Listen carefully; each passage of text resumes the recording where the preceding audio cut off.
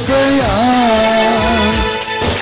నీవే నా దైవం యేసయ్యా నీవే నా దైవం యేసయ్యా ఎంత ప్రేమమయుడా యేసయ్యా ఎంత ప్రేమమయుడా యేసయ్యా యేసయ్యా యేసయ్యా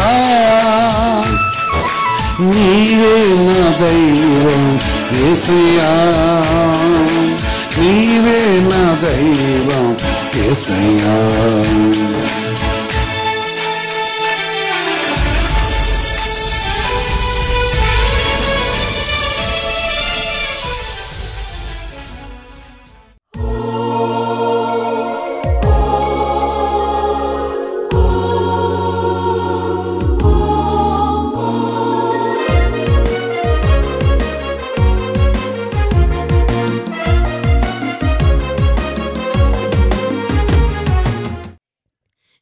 క్యాన్సర్ గడ్డితో ఉన్నప్పుడు డాక్టర్లు ఎక్కడ ఆపరేషన్ చేయనన్నారు. తొడ భాగంలో ఉన్నప్పుడు ఖమ్మము మైబాస్ తిరిగినప్పుడు ఇక మరి ఆపరేషన్ చేయనని చెప్పినప్పుడు అయ్యా మరి ఆపరేషన్ ఎక్కడ చేయట్లేదు అయ్యా అయ్యకు ఫోన్ చేసి కన్నీరుతో అడిగినప్పుడు అయ్యా హన్మకొండ రాశారయ్యా మరి ఎక్కడ ఆపరేషన్ చేయనంటున్నారయ్యా మాకు భయం అవుతుందయ్యా అని చెప్పినప్పుడు అయ్యదే మరి హన్మకొండ రాశారు అమ్మ అక్కడికి వెళ్ళండి ఏమి కాదులే అని అయ్యా చెప్పినప్పుడు మరి అక్కడికి వెళ్ళాము. ఇగో మరి గడ్డ అయితే క్యాన్సర్ అక్షరాలు కనపడుతున్నాయి మరి ఏ గడ్డ అని మేము చెప్పలేమని చెప్పారు. అప్పుడు ఇదే ఆపరేషన్ చేసి ల్యాబ్కు పంపించినప్పుడు మరి అయ్యా ఆపరేషన్ మరి వెళ్ళేటప్పుడు కూడా మరి 2 గంటలు పట్టింది ఆపరేషన్. మరి నరము కూడా కట్ అవుతుందని డాక్టర్లు చెప్పారు. అయ్యా మరి నరము కట్ అవుతుందయ్యా అని నేను ఆపరేషన్ ముందే అయ్యకి ప్రార్థన చేయించుకున్నాను ఫోన్ చేసి. అమ్మ ఏమి కాదులే భయపడకని అయ్యా చెప్పాడు. మరి నేను ల్యాబ్కు పంపించినప్పుడు ఆ గడ్డ అయితే మరి ఇప్పుడు క్యాన్సర్ అని చెప్పారు. దేవుని బిడ్డలారా దేవుని అనమాట తను ఇచ్చిన సాక్షిని చెప్పేది కదా టైం కదా. కానీ మీరు భయపడబోకండి అనే మాట ఎందుకంటే 6 నెలలు డేటు రాకున్నప్పుడు ఒక దినమున ప్రార్థించినప్పుడు మొన్న ఆల్నెట్కి అంతకుముందు ఆల్నెట్లో అయిన దేవుడు తను స్వస్థపరిచాడు. దేవుడు ఇడిపించాడు అనే విషయం నాకు తెలుస్తుంది చెప్పాను. తను కూడా నమ్మకం ఉన్నది కానీ డౌట్ ఏదైనా సరే రిపోర్ట్ కావాలి. తీరపోయిన తర్వాత దగ్గర ఎన్ని చేశారు టెస్టులు ఎన్ని చేసినారు 10 గంటలు చేసినారు అన్నీ కూడా చేసినారు. ఈ క్యాన్సర్ అనే విషయము దేవుడు పరిపూర్ణంగా తొలగించేశాడు. వాళ్ళు మెడిసిన్ వాడింది కూడా ఏమి లేదు. మెడిసిన్కి కూడా వాళ్ళ డబ్బులు లేక కొన్ని పరిస్థితులు దేవుని యొక్క నామను బట్టి దేవుడు బ్రతికిచ్చిన విషయాలు ఇక్కడ చాలామంది ఉన్నారు. డాక్టర్ ఆపరేషన్ చేయాలంటే ఆపరేషన్ లేకుండా బ్రతికున్న చాలామంది ఉన్నారు. దేవుడు ఇడిపించినవాడు కనికరించినవాడు అవును కదంటారా. పరిశుద్ధతడు ఇడిపించినవాడు కడుపులో గడ్డల నుంచి తీసేసినవాడు. కానీ వాళ్ళు దేవుని చిత్తం నెరవేర్చేసిన మంచిదమ్మ ఇప్పుడు సాక్ష్యం కదలే కానీ తన గడ్డలో దేవుడు ఇడిపించాడు. అక్కడ ఒక ఉన్నది ఆ కడుపులో గడ్డ ఉంది నుంచో నువ్వు కూడా కడుపులో గడ్డలు తను ఆమె క్యాన్సర్ లే నువ్వు కూడా క్యాన్సర్ ఆమెని ఏమో కూడా గడ్డలో చేసి వచ్చినాయి. డాక్టర్ ఆపరేషన్ చేయమన్నారు. ప్రార్థన నేను ఆపరేషన్ చేస్తున్నాను నేను చర్చకు వస్తున్నది వచ్చినారు దేవుడు బతికిచ్చాడు గడ్డలు తీసి. ఇవన్నీ చెప్పాలంటే చాలామంది చెప్తున్నాం. Okay thank you. మిమ్మల్ని కూడా కోరేది ఏంటంటే మీరేదో ఒక మూట తీసుకొచ్చి మాకు ఏమని అంటలేదు. మీ సాక్ష్యమును కాపాడుకొని దేవుడేవి ఇచ్చాడో దేవునికి సాక్షిగా నమ్మకస్తులుగా సంఘంలో నిలిచింటే చాలు. అదే దేవుడు కోరుకునేది. ఎవరి డబ్బు దేవుడు కోరడు, మన హృదయంలో దేవుడు కోరుకున్నాడు. తప్పక పని చేసుకొని పరిశుద్ధంలో ప్రతి స్థలంలో సాక్షి ఉంటే మంచిది. యేసుక్రీస్తు మహిమ కలుగాక. ఆమేన్.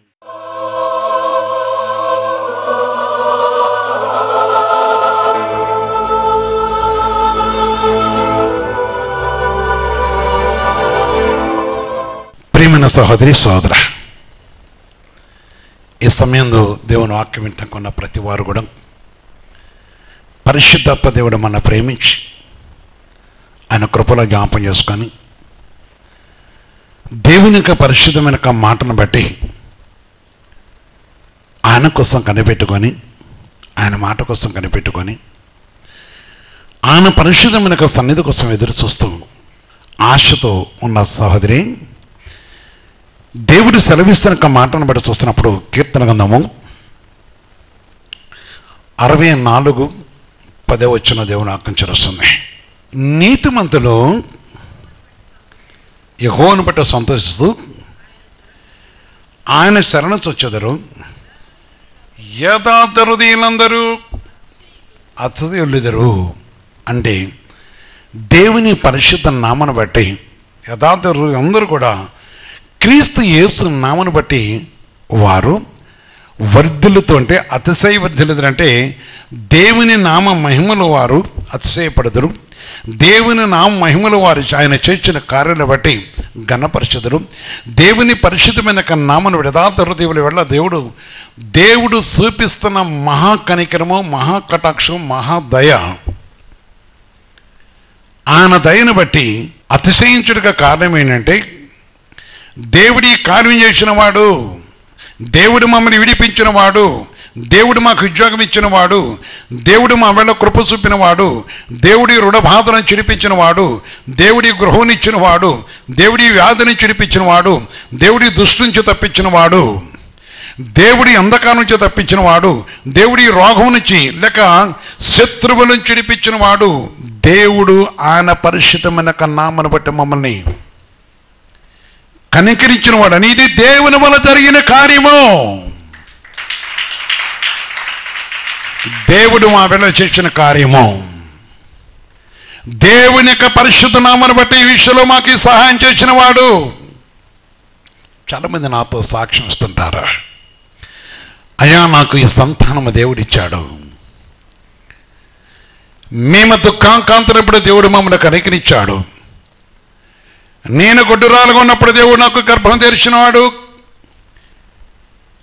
నేను పుంటంకిళ్ళు కూడా లేనప్పుడు దేవుడు నాకు సహాయం చేసినవాడు, నేను ఆయా ఇంటిలో అడుక్కొని తింటున్నప్పుడు దేవుడు మా కుటుంబాన్ని కనికరించినవాడు, మేము బానిసగా బ్రతుకుతున్నప్పుడు దేవుడిదిగో నా పిల్లలను దీవించినవాడు, మేము ప్రభుపై ఆధారపడి దేవుని మాట నీతిమంతులు యెహోవాను బట్టి సంతోషించుదురు. ఇక్కడ అతిశయవర్ధిల్లుదురు. యథార్థమంతులు ఎవరైతే ఉన్నారో, దేవుని కొరకు కనిపెట్టుకుని ఉండే వారు ఎవరైతే ఉన్నారో, వారి చేతులు లంచం కొరకు పోక, వారు దుర్నీతి వైపు వారి చేతులు సాపక, వారు అపవిత్రమైన దాన్ని ప్రేమింపక, వారు అసత్యమును అనుసరింపక, వారు దుష్టక్రియలను స్నేహము చేయక, వారు అక్రమైన దానిపై ఆధారపడక, దేవుని యొక్క పరిశుద్ధమైన మాట కొంచెం కనిపెట్టుకొని వారు పస్తున్నాను, వారి యొక్క ఆహారం లేకపోయినాను, వారి యొక్క ఏదైనా వారి పరిస్థితి ఏమి సంభవించినాను దేవుని యొక్క సహాయం కోసం దేవుని యందు యథార్థవంతులై దేవుడు ఆశ్రయించేవాడు, దేవుడు కనికరించేవాడు, దేవుడు కటాక్షించేవాడు. 28 సంవత్సరాల క్రితం ఒక పేదవాడు ఒక స్థలంలో ఒకడు ప్రయాణం చేస్తున్నారు. అంటే జనరల్గా ఒకరు బ్యాంకు నుంచి వస్తున్నారు. వారు వస్తున్నప్పుడు వారున్న స్కూటర్లో ఒక కొంత ధనం పెట్టుకొని అంటే తీసుకొని వస్తూ ఉన్నప్పుడు వెనకమాల ఉన్న వ్యక్తి అక్కడేదో ఒక కోతి దూకుతున్న దాన్ని చూసేటప్పుడు అది పడిపోయింది. ఆ విషయం అది చూడలేదు. ఒక చిన్న బ్యాగ్. వాళ్ళు వెళ్ళిపోయినారు. ఒక నిరుపేద క్రీస్తుని అంగీకరించిన ఒక వ్యక్తి, యేసుప్రభు సిలువను మెడలేసుకొని అడుగుతూ తిరిగే వ్యక్తి, ఆ వ్యక్తి వస్తున్నప్పుడే దొరికింది. చూస్తే చాలా డబ్బులు ఆయన సంచిలో పెట్టుకున్నాడు. ఆయన వెళ్ళిపోతూ ఉన్నాడు. వారు పరిగెత్తుకొని వచ్చి తిరుగుతూ ఉన్నారు. అక్కడికిక్కడ కురుకులు పెడతానని చేస్తున్నారు. కొంతమంది అడుగుతూ ఉన్నారు. ఏం అడగలేదు. వెనక్కడో ఇంకొక అడుక్కోవటానికి వెళ్ళాడు. అక్కడ ఆయన మరి తిరిగి వచ్చేటప్పుడు సూచన ఆయన అడగడం అవకాశం ఏమి లేదు. ఆయన ఏమన్నాడంటే మీరేం వెతుకుతున్నారని అడిగాడు. ఏం వెతుకుతున్నారని అడిగినప్పుడు వారు అన్నారు కదా, మీకేదైనా ఒక మరి డబ్బులు దొరికాయా అని అడిగారట. అంటే ఒక మూట అయితే దొరికిందా, ఒక పేపర్ ఒక సంచి దొరికిందని అన్నారట. ఆ సంచి ఏం సంచి ఏంటి అన్నాడు. కూరగాయల అని మామూలు అడిగిండట. కూరగాయల సంచి కాదు, కూరగాయలు అయితే కోతులు ఎత్తుకుపోతుండే ఇక్కడ అన్నాడట. కూరగాయల సంచు కాదని వారు దుఃఖకాంతలై ఏడుస్తున్నాడు. అప్పుడు అన్నాడట, అది నాకే దొరికింది. ఎక్కడ దొరికింది? నేను పలానా ఇంట్లో భిక్షం అడుక్కొని వస్తున్నాను, వాళ్ళకి బియ్యం వేసినారు, వస్తున్నాను. నేను నా మెల్ల వేసుకున్నది క్రీస్తు యొక్క క్రాస్, సిలువ. నేను అడుక్కున్నది ప్రభునేసుకు ఇస్తున్నామన్న నా జీవనోతి పథకం కోసం అడుక్కున్న నా చేతులు కుష్టి చేతులు. నేను నా పరిస్థితులు మనకు ఇప్పుడు ఆయన ఉన్నాడో లేడో నాకు తెలియదు, అప్పుడే చాలా ఏజ్డ్. నా పరిస్థితి ఈ విధంగా ఉన్నది. కానీ అది నేను తీసినప్పుడు చూస్తే దాంట్లో డబ్బులు ఉన్నాయి. నేను ఒకటే ప్రార్థన చేసుకున్నాను, ఈ డబ్బులు ఒళ్ళి నా దగ్గర రావాలని ప్రార్థన చేసుకున్నాను. ఎందుకంటే దేవుడు యథార్థవంతులు చూస్తున్నాడు. ఈ రోజు వరకు నేను సజీవుడిగా ఉన్నట్టే దేవుడు నన్ను కాపాడుతాడు. ప్రతిరోజు నా జీవనోపాధితో పాటు నా కుటుంబంలో కూడా, నా భార్య పరిస్థితి కూడా అలాంటి పరిస్థితి కనుక మేము బ్రతుకుటకు దేవుడు మాకు ఆహారం ఇస్తున్నాడు కనుక మాకంతకంటే మాకు మరొకటి ఎక్కువ కోరుకోవట్లేదు. దేవుడే మాకు ఈ సహాయం చేస్తున్నాగా ఈగో మీ సంచని వాళ్ళకి ఇచ్చేశారట. యేసుక్రీస్తు పరిశుద్ధ మహిమ కలుగాక. ఇచ్చినప్పుడు వారు ఆశ్చర్యపోయినారు. పక్కన ఒక ఆయన వచ్చి ఇటు కొడుతుండట. వాళ్ళు చూస్తున్నారు, చేస్తున్నారు. ఇచ్చిన తర్వాత వారు దాంట్లో కొంత ధనం తీసి వారికి నాకు వద్దన్నాడట. ఎందుకు వద్దు నీకు వద్దంటే, నేను ఇది దొరికినది నాకు ఇస్తున్నారు కదా మీకు ఇచ్చినందుకు. నేను ఒక బిచ్చగాడుగా నాకు ఇస్తే నేను అంగీకరిస్తాను. నేను బిచ్చగాడిగా కాదు, నేను ఒక యథార్థ పదులను ఇస్తే నేను అంగీకరిస్తాను. కాతే మీకు దొరికిన ధనాన్ని బట్టి ఎంతో కొంత ఇస్తే నాకు అవసరం లేదు. పైగా నేను దేవుని పెట్టి మీ ధనం అవసరం లేదని అన్నాడట. తన భార్య ఒప్పుకోలేదు. తన భార్య ఒప్పుకోకుండా వారికి కొంత సహాయం వారు చేసినారు. యేసుక్రీస్తు పరిశుద్ధ మహిమ కలుగాక. ప్రియమైన దేవుని బిడ్డలారా, దేవుని యొక్క సన్నిధిలో యథార్థత అతిశయం. ఆయన ఏ విధంగా మాట్లాడంటే, దేవుడు దినదినం నన్ను పోషిస్తున్నా కానీ నేను అతిశయిస్తున్నాను. నా కాళ్ళు కట్టయినాయి, నా వేళ్ళు కట్టయినాయి, నా పరిస్థితి వేరు, కుష్ఠతో ఉన్నాను. కానీ ఈ విషయంలో దేవుడు ఈ స్థితిలో కూడా నన్ను పోషిస్తున్నాడు. నా భార్య కూడా కుష్ఠిదే. ప్రేమ వెళ్ళారా, ఆ విషయాన్ని ఆశ్చర్యపోయాం. నేను అక్కడి నుంచి వస్తున్న తర్వాత నేను అదే రూట్లో వస్తున్నాను, నాతో మాట్లాడుతూ, అయ్యా మనం దేవుని బిడ్డలం కదా, మనం ఎవరు తీసుకోకూడదు అన్నప్పుడు ఆయన కొంచెం మేము కలిసి భోజనం చేశాం. కనుక ఇప్పుడు ఏం వెళ్ళారా, దేవునికి సన్నిధిలో చాలా గొప్ప తండ్రి, ఆశ్చర్యమైన దేవుడు.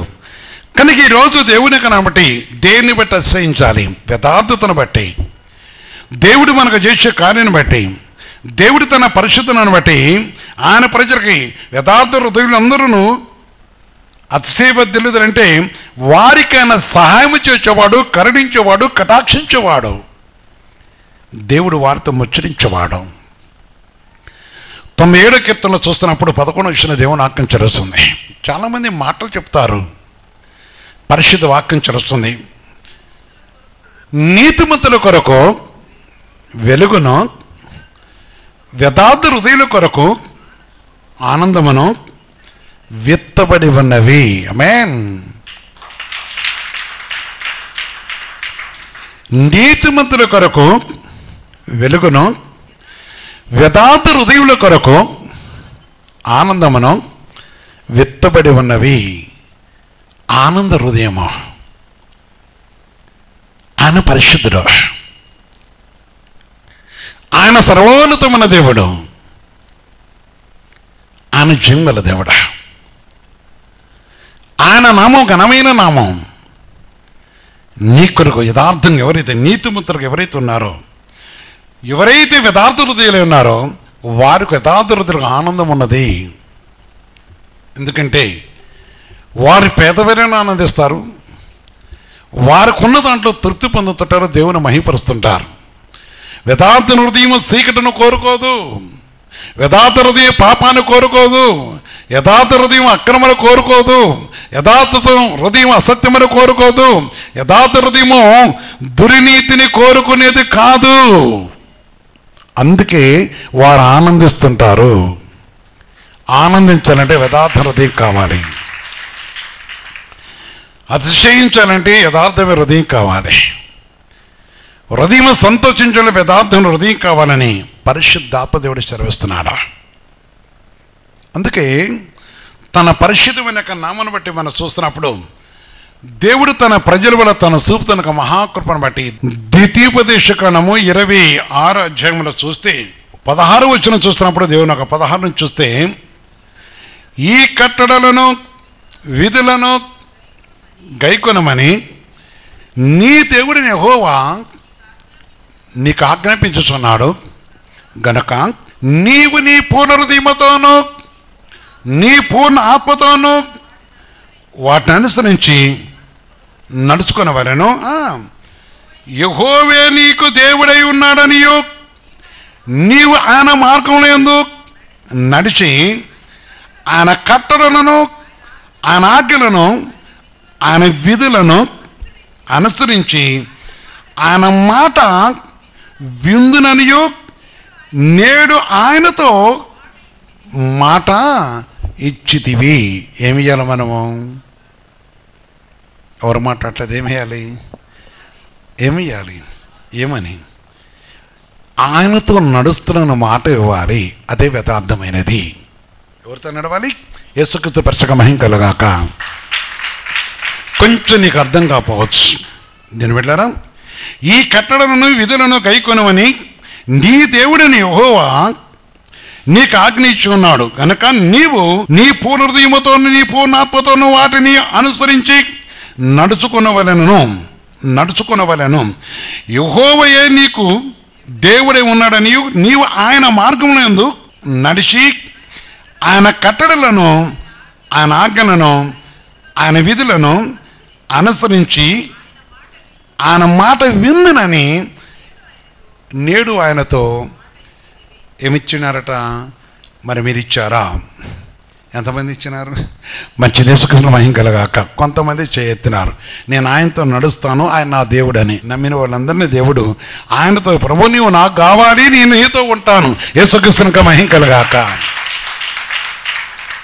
అందుకే వాక్యము గ్రహించాలి. ఏం గ్రహించాలి? బైబిల్ చదవటమే కాదు, ప్రభుత్వానికి రావటమే. అందుకే ఆయన ఏమంటే మాట విచ్చితివి. అక్కడ అన్నాడు, యథార్థ హృదయులు ఏం చేస్తారు?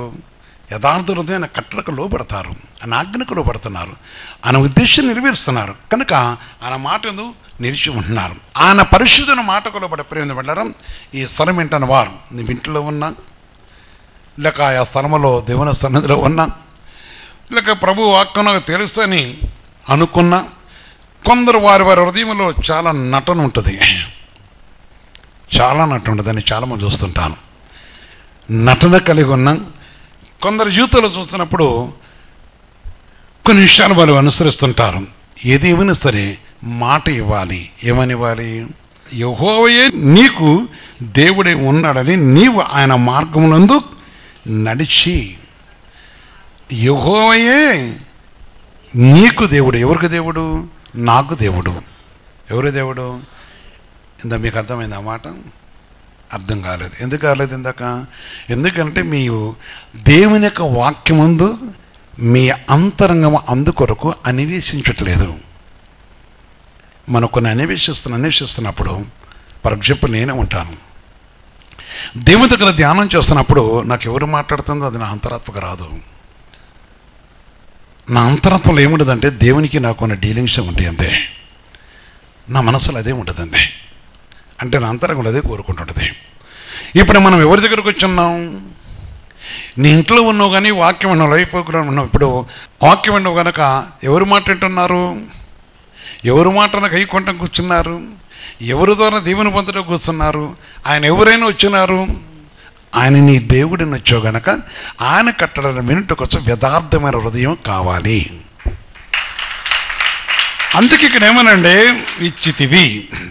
మరియు యెహోవాని చెప్పినట్లుగా నీవే తనకు సొకే జనమై ఉండి తన ఆజ్ఞలన్నిటినీ గైకొందువనియు తాను సృజించిన సమస్త జనముల కంటే నీకు కీర్తి ఘనత పేరు కలుగునట్లు నిన్ను హెచ్చించుదనని ఆయన సెలవిచ్చినట్లు నీవు నీ దేవుడైన యెహోవాకు ప్రతిష్ఠిత జనమై ఉందుమనియు యెహోవా ఈ దినమున ప్రకటన చేయుచున్నాడు. యేసుక్రీస్తునికి మహిమ కలుగాక. ఏ దినమున? ఏ దినమున? ఈ దినమున. అవునా కాదంటారా? ఎవరికి ప్రకటన చేస్తున్నాడు ఆయన? ఎవరికి ప్రతిష్ఠ జనము? ఎవరు ప్రతిష్ఠ జనము? యేసై, దేవునికి యేసై ప్రతిష్ఠ. కనుక ఆయన నీ హృదయమును ఉల్లాసింపజేసేవాడు, నీ కోరికను తీర్చేవాడు, నీ అంతరాత్మను ఆనందింపజేసేవాడు, నీ ఆశను తీర్చేవాడు. అందుకనే యథార్థత ఏంటమ్మా? యథార్థత ప్రభు నామను బట్టి చూస్తున్నప్పుడు. అందుకని ప్రభు యొక్క పరిశుద్ధమైన యొక్క నామను బట్టి కీర్తన 37 చూస్తే ప్రభు ఆజ్ఞలు వస్తున్నాయి. నిర్దోషను కనిపెట్టము, యథార్థవంతులను చూడము. కనుక ప్రేమ యథార్థవంతులు ఏం చేస్తుంటారు? యథార్థవంతులను చూడము. ఏమైనారు? సమాధానపరచువారిని సంతత నిలిచి ఉండును అని అన్నాడు. ముఖ్యంగా ఏంటంటే మరి దేవుని సన్నిధిలో యథార్థవంతులు ఏం చేస్తుంటారు? ఏం చేస్తుంటారు? సమాధానపరుస్తుంటారు. ఎంతమందికి అర్థమైంది? యథార్థవంతులు ఏం చేస్తారు? యథార్థత లేని వాళ్ళు ఏం చేస్తారు? ఎవరిని ఎక్కువ రూపాయి ఇస్తే వాడికి సపోర్ట్ చేస్తారు. అవునా కాదంటారా? ఒక పంచాయతీ జరిగిన సొంత ఒక గర్భం పుట్టినోడు కూడా, అవసరమైతే తల్లిదండ్రులు కూడా అదే పరిస్థితి జరిగిన. మొన్న ఈ మధ్య ఒక పంచాయతీ అన్నాను నేను. నన్ను కన్న తల్లి నాకు అన్యాయం చేసింది అంటాడు ఆయన. ఏం చేసిందంటే నేను ఆమెను అడిగిన, ఏం లేదు కానీ వాడికి ఆడపిల్లలు ఎక్కువని మన కొద్దిగా నేను దాచిన ధనం వాడికి ఇచ్చిన మాట వాస్తవమే నా ఒప్పుకుంది అయినాడు కదా. మాకు మరి ఈ సంగతి నాకు చెప్పొచ్చు కదా. నీ అన్నకు ఆడపిల్లలు ఉన్నారు, నీకు మగపిల్లలు ఉన్నారు కనుక నేను దాని కొరకు చేసి పెట్టా కొద్దిగా ఇద్దాం అనుకున్న కొడుకు అని రూపాయి ఇచ్చే కాడ 10 రూపాయలు ఇచ్చిన సొంత ఇచ్చాడు. కానీ తీరది దాచింది. ఇప్పుడు అమ్మ మీద నాకు దేశం కలిగింది కదా, నేను దేవుని పెట్టినే కదా, మరి నాకు అసూయ పడుతుందా, అమ్మ అంటే కోపం వస్తుంది అన్నాడు. అప్పుడు ఆమె అన్నది, కొడుకు ఆ విషయాన్ని నన్ను వద్దు, క్షమించొద్దు. కారణం ఏంటంటే వాస్తవంగా వద్రన్నదమ్ముల్లో పెద్దవాడికి 3 ఆడపిల్లలు ఉన్నారు, ఒక కుమారుడు ఉన్నాడు. చిన్నవాడికి 3 మగవాళ్ళు ఉన్నారు కనుక చిన్నవాడు డ్రింక్ తాగడు, మంచి యథార్థం దేవుని నమ్ముకోవడం మొదలుచ్చి. పెద్దవాడు తాగి చాలా పోగొట్టుకున్నాడు. తర్వాత ఏదో దేవుని దగ్గరకు వచ్చాడు, అది కొంచెం ఉన్నది ఏదో అవుతుందో కొన్ని పరిస్థితులు వేరే ఉన్నాయి. సరే, అయితే కొన్ని అప్పులున్నాయి, కొన్ని పరిస్థితులు ఏదో డివైడ్ చేసేయాల్సి వచ్చారు. ఏం చేసిందంటే ఒక దగ్గర 5 లక్షలు విలువ చేసే బంగారాన్ని ఎవరికి ఇచ్చింది? పెద్ద కొడుకు పిల్లల కోసమని చేసింది. ఆ విషయం ఎవరి దగ్గర తన పెద్ద కూతురితో చెప్పి ఇచ్చింది. పెద్ద కూతురు దగ్గర పెట్టింది. పెద్ద కూతురు తమ్ముడికి చెప్పింది. మీరందరూ చర్చికే పోతారు కదా, మరి అమ్మ ఇట్లా చేసింది ఏంటని అన్నది. ఆమె ఉండలేక, చాలా తప్పు అది. ఆమె ఏంటంటే ఆమె యథార్థపరాలు కాదనుకోవాలి. ఆమె చేసింది స్వార్థం కాదు. ఒక ఏంటంటే కొడుకు ఆర్థికంగా పరిస్థితిలో ఉన్నాడని చేసింది. చివరికి కొడుక్కి చిన్న కొడుకే తల్లిని చూసుకుని చాలా ప్రేమిస్తాడు. అయ్యో నా తల్లి నన్ను ఎంతో మోసం చేసింది ఏంటి అన్నాడు. చివరికి తన భార్యకి తెలియనిలే. అతను ఆ విషయంలో తన భార్యకి ఏమాత్రం తెలియలేదు. అక్క నాకు చెప్తే చేస్తున్న నా భార్య చెప్పబోక అమ్మ మీద, మరి నా భార్యకి కోపం వస్తే రేపొద్దున చూసేవాళ్ళు ఉండరు. పెద్ద అన్నంటే పరిస్థితి వేరు, వదిన చూడదు, వారు పేదరికలు ఉన్నారు, మనమే చూడాలి కనుక అన్న చెప్పొద్దు అంటే చర్లే అన్నది. ఆ విషయం గురించి తమ్ముడితోనే చెప్పింది కనుక అసలు తల్లి కూడా సాగుతున్నది. తర్వాత కొడుకు మాట్లాడి ఆ విషయం మీద నాకు నువ్వు 1 లక్ష రూపాయలు అన్నకి ఇస్తున్నా అని అంటే, 1 లక్ష కాడ అన్న నువ్వు 5 లక్షలు ఇచ్చుకో, కానీ ఒక మాట అంటే బాగుండేది కదా అమ్మ అంటే. తల్లి అంటే నేను తమ్ముడికి క్షమాపణ అడగకపోతే ఒప్పుకోలేదు, వద్దమ్మా. కానీ ఏదైనా సరే తన మనసులో కొన్ని దినాలు బాధపడ్డాడు. తల్లి ఇటు చేసిందని. కనుక దాన్ని బిడ్డారా, కడుపును పుట్టిన కొన్ని సమయత తల్లిదండ్రి ఈ విషయానికి కొత్త కొన్ని చూస్తుంటాను నేను. నా ప్రియ సోదరి సోదరా, నేను ఇలాంటి చిన్న విషయాలే కానీ అవి పెద్దగా మార్చబడుతుంటాయి. ఈరోజు దేవుని సన్నిధిలో మనం ఈ విషయాన్ని గ్రహించాలి. పరిశుద్ధ దేవుని కోసం మనం విషయాన్ని చేయాలి. జీవుల దేవుని పాదాల దగ్గర యథార్థత మనం కలిగి ఉండాలి. అందుకనే దేవుడు మనం చూస్తున్నవాడు, న్యాయం చేసేవాడు. ఎవరైతే యథార్థంగా ఉంటారో ఏం చేస్తున్నారు? వారు న్యాయం చేస్తారు. న్యాయమే ఆమె చేసేది కూడా న్యాయమే ఒక విధంగా, కాకపోతే చేసే విధానంలో తను న్యాయం చేయలేకపోయింది. కనుక ప్రేమ బిడ్డలారా, పరిశుద్ధ దేవుని యొక్క పరిశుద్ధమైన మాటను బట్టి ఆ విషయంలో జరిగిన విషయం కారణం ఏంటో ఆమె చివరికి ఒక విషయం చెప్పింది, ఈ డబ్బు నాది కూడా కాదు. ఆనాడు మరి తన పెద్ద కోళ్ళక తల్లి చనిపోతున్నప్పుడు కొంచెం ధనము తనకి ఇచ్చింది. నా బిడ్డకి 3 ఆడపిల్లలు కనుక నీవు తల్లివైన అత్తవైన నిడివే కనుక తనకి న్యాయం చేయ, నా కొడుకులకి ఇచ్చిన ఎవరికి ఇచ్చిన న్యాయం జరగదు కనుక తన పిల్లలు ఇచ్చినని ఆమె చనిపోవటకు ముందు ఒక 6 నెలల ముందు ఇచ్చిందట. వాటిని తను ఏదో ప్రయత్నం చేసి తీసుకొచ్చింది. తను దానికి ఒక 2 lakhs ఏం కలిపింది. సరే, ఏదైనా సరే మంచి పని చేసుకున్నా దోచుకోలేదు, మంచిది. అందుకే మనము ప్రభునందు న్యాయం చేసేవారుగా ఉండాలి. ఈరోజు ఆయన సన్నిధిలో నా సహోదరి సోదర యవనస్తులారా, దేవుని కలిగి ఉన్నామనే విషయం నీకున్నదా? క్రీస్తు యేసునందు ఉంటే ఆయన నిన్ను వెచ్చింపజేసేవాడు, ఆశ నీ కుటుంబాన్ని దీవించేవాడు, నేను వర్ధలు చేస్తున్నవాడు.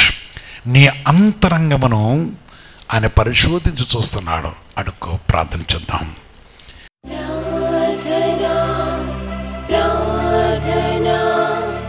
ఆదరించు యేసయ్యకు ప్రార్థన.